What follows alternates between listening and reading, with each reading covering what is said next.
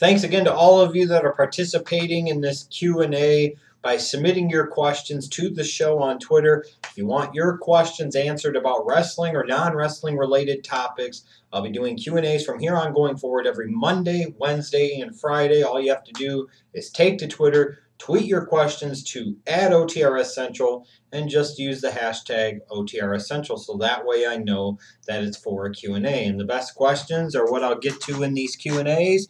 So we've got another round of them, so let's get started here. Let's have some fun if we can, shall we? At the Iron Man 316, the Iron Man 316 asks, when did you think was the right time for TNA to end the Aces and Eights? Before it ever began. There. That's the perfect answer, Iron Man 316.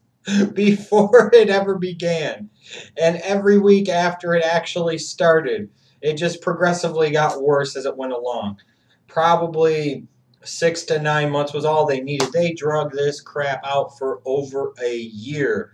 Someday when TNA's epitaph is written and people sit there and talk about, what killed TNA, well, what killed interest in TNA for a number of fans that were watching it before that aren't watching it now is that shitty-ass Aces and Eights faction and storyline, period.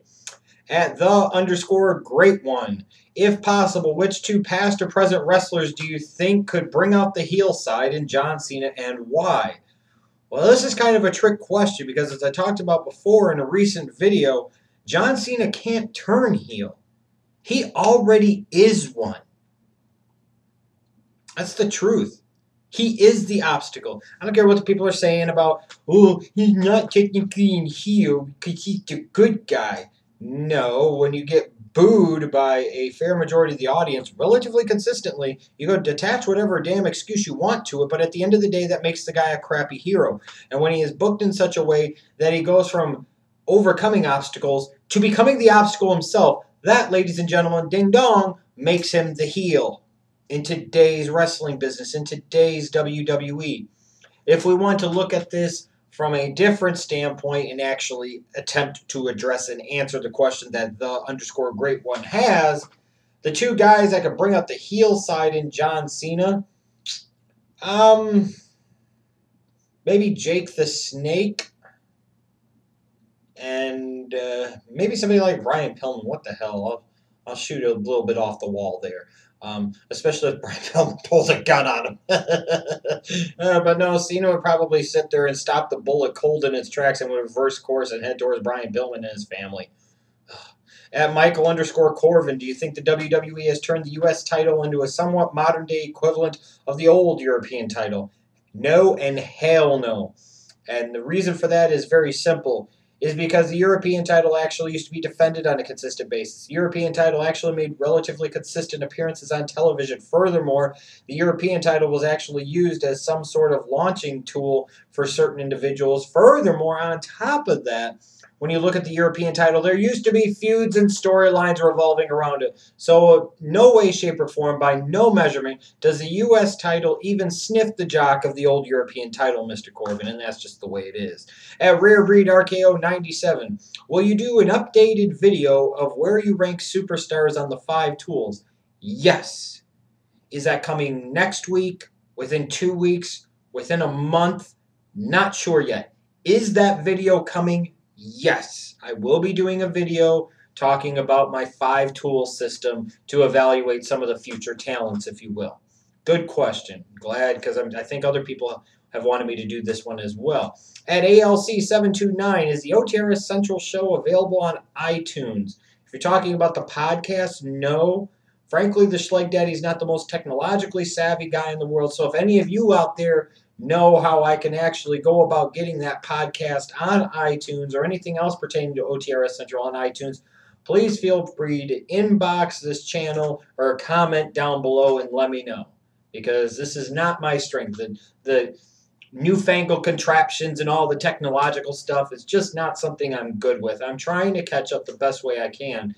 But I missed out on it for so many years in the early 2000s and mid-2000s that now I'm playing catch-up and this shit just keeps advancing as time goes along. So please help if anybody knows how.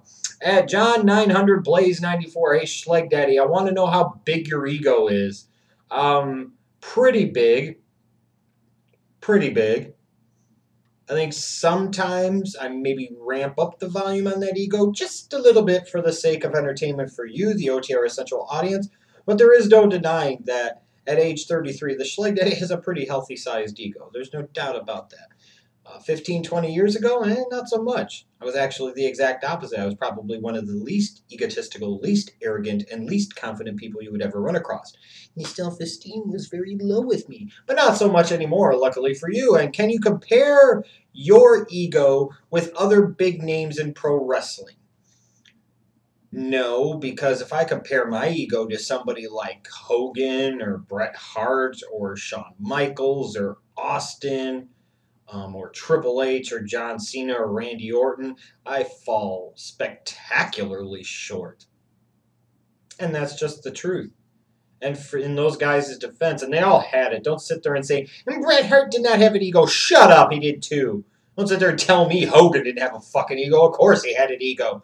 Where do you think a lot of these guys learned their tricks from that they applied down the road? They saw Hogan do it better, damn it. Austin didn't have an ego. Oh, get the fuck out of here.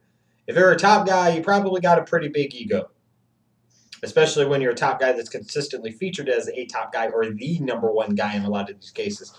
And even guys like Undertaker and Mick Foley, sure, they had egos, but they were able to put their egos off to the side to do a lot of times what was better for business, even if it wasn't always necessarily better directly for them. And that's something admirable and respectable, something that a lot of other people just can't do.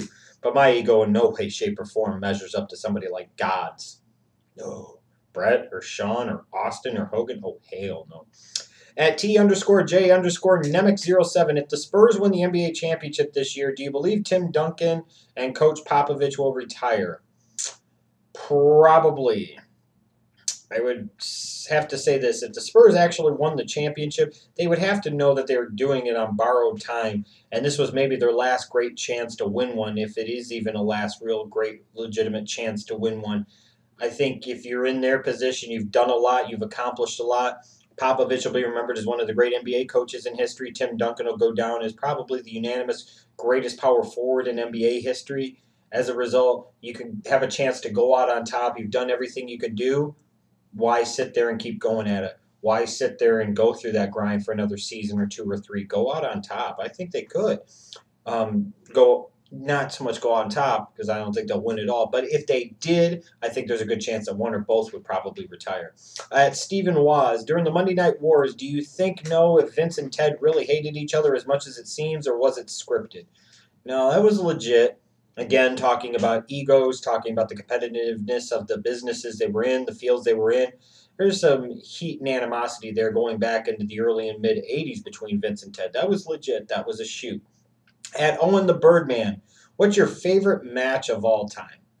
Favorite match of all time, because of what it signifies and what it meant to me as a young professional wrestling fan, will probably always be Hogan and Andre at WrestleMania 3.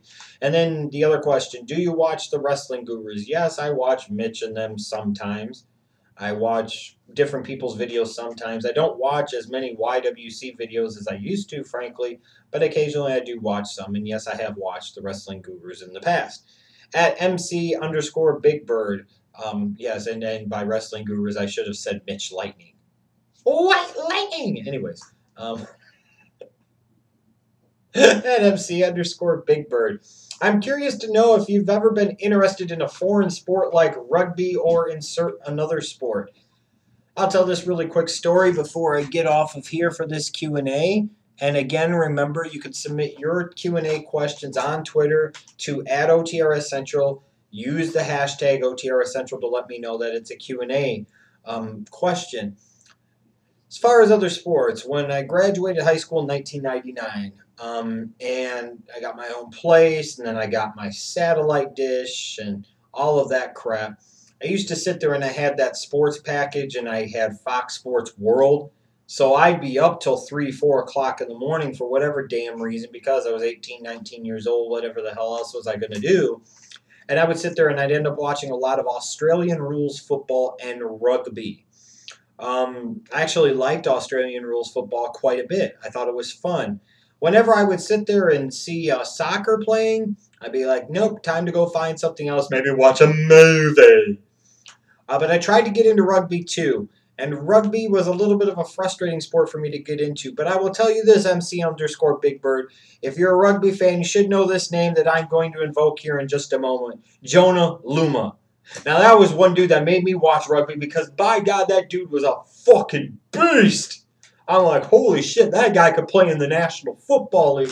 That guy is a fucking unstoppable monster. I love Jonah Luma, man. Is he still playing? Please let me know if he is or if he isn't or what's the story with him. Because he's my favorite rugby player of all time. There's no question about it. But yes, I tried to get into rugby some, watched it a little bit. Used to watch it a lot, actually, because like I said, it would always show on a constant loop on Fox Sports World. And then I would watch quite a bit of Australian rules football, which I really liked Australian rules football, actually. I'd still watch it today if I had the chance. And if Jonah Luma is still playing rugby, I'd sit down and watch a match featuring Jonah Luma. What a beast. He was awesome. Anyways, thanks for submitting all your questions. I've given you the drill on how to submit your questions in the future. Next Q&A will be coming up Monday, and then followed by one again on Wednesday and Friday. A lot more great content here to come on this OTRS Central and the channel in the weeks and months ahead. So make sure you stay tuned. Jonah Luma, fucking god of